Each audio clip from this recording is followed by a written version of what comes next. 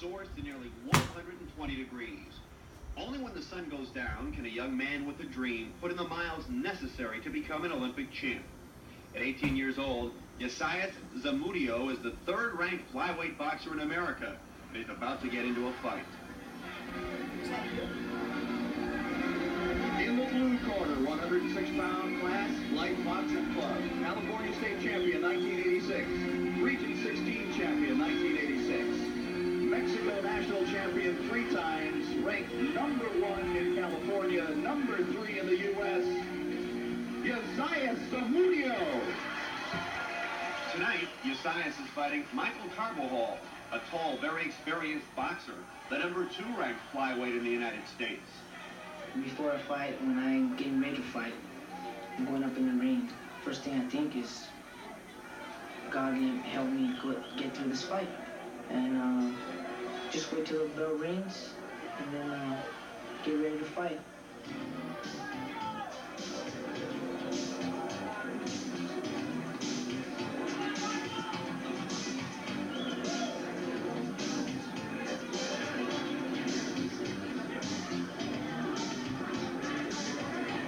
Like every athlete bound for glory, Ysaias' fight began long before he ever stepped into the boxing ring.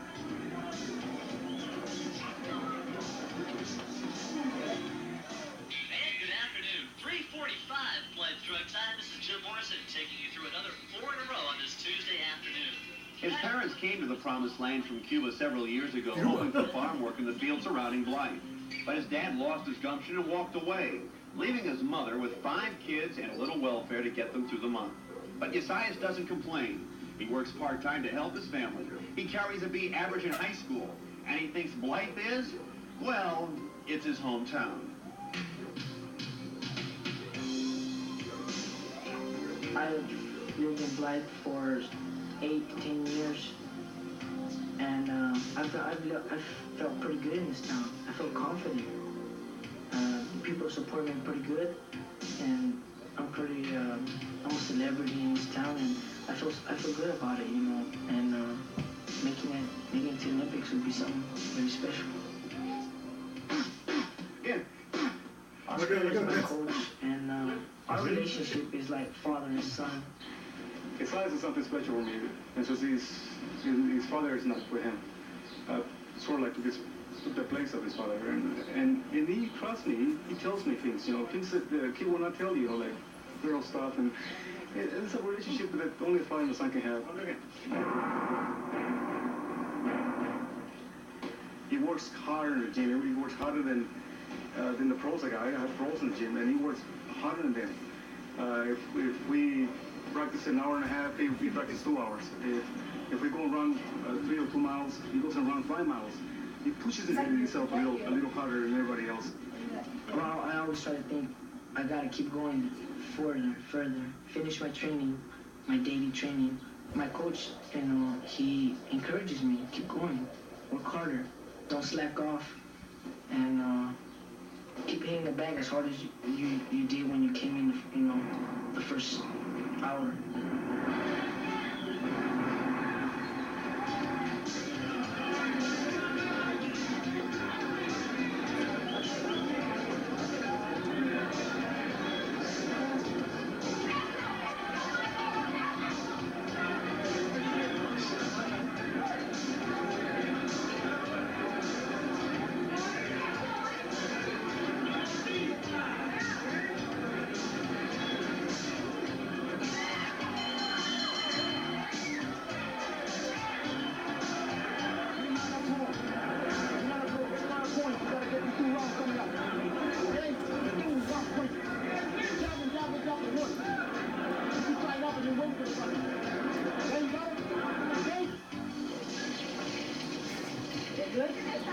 It's a hard life.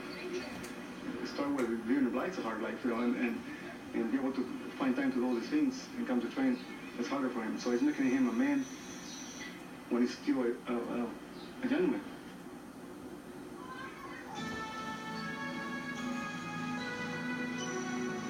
Yeah, he's the oldest one of the kids, and he was only 18 years old. So for him to work is a must. it's a loss in the family.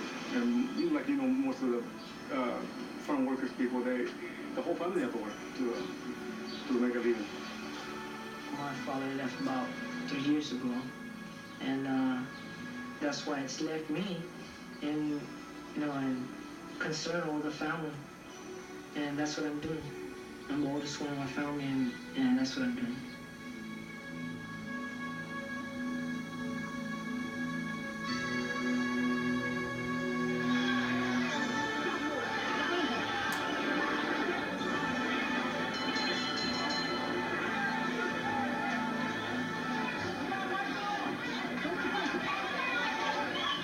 When we train hard for a fight, and the person loses, Ysaias loses, I feel like I lost.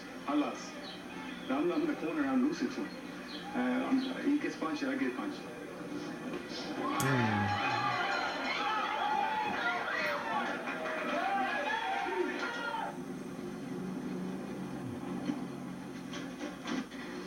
I spend a lot of time with Ysaias, and it's a handicap sometimes for me because I work in a post office. I'm a mailman, I work a full-time job, and I work 8 hours a day. And in Black California, sometimes it gets to 112 degrees, and it's terribly hot. And then I get off from work, I change, I come to the gym at 5 o'clock, and we train for 2 or 3 hours. And then when he decides to go around, sometimes I go with him.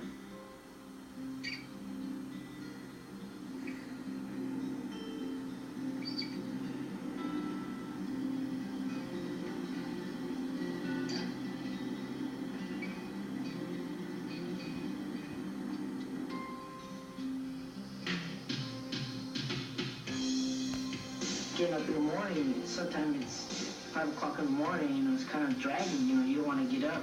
You tell yourself, no, I'm not going to run today. But if you got a fight coming up, you got to think about how good you fight when you run or when you work out good. That's one thing about me that makes my career, keep going on strong. The greatest thing, the most that I want to accomplish is to make an Olympic team represent my country and do my best and go on with life.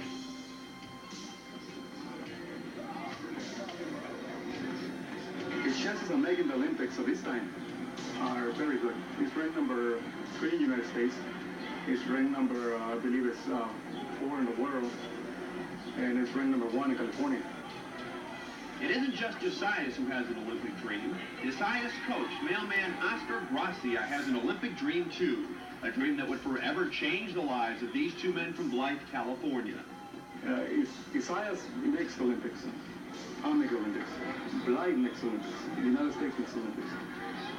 It's a dream. And if he accomplishes that, or if he goes pro, whatever he wants to do, but if he accomplishes something in his life, I'll accomplish something. If he graduates from high school with high honors, I'll accomplish something. If he gets married in life and makes good to his family, he accomplishes something, I accomplish something. But if he makes Olympics, it would be the best for me. It would be one of the best things that ever happened to me in my life.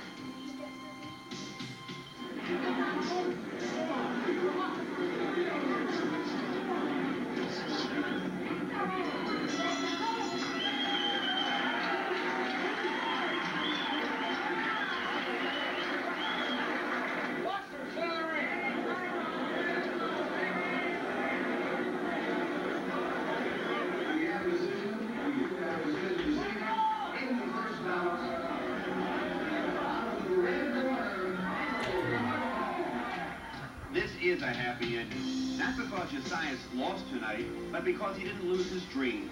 Inside this small 18-year-old boy, a man is proclaiming a flat refusal to give up.